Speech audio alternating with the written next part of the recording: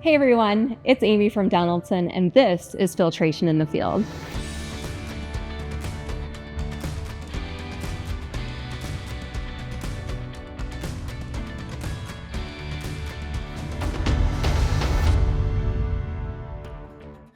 Today, I'm on my family farm with Gabe, a training manager at Donaldson, to talk about fuel, specifically dirty fuel, and how it can affect our farm equipment.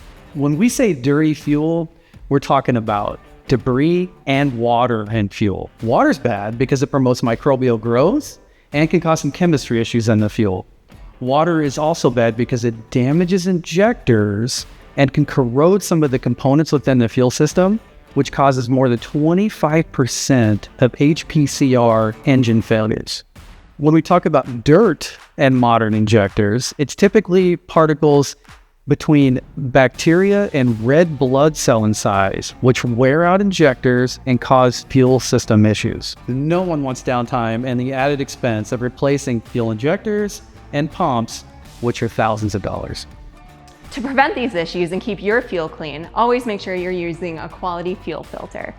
And remember, Donaldson delivers OEM grade filters to keep your equipment running smoothly. Because if it needs filtration, it needs Donaldson.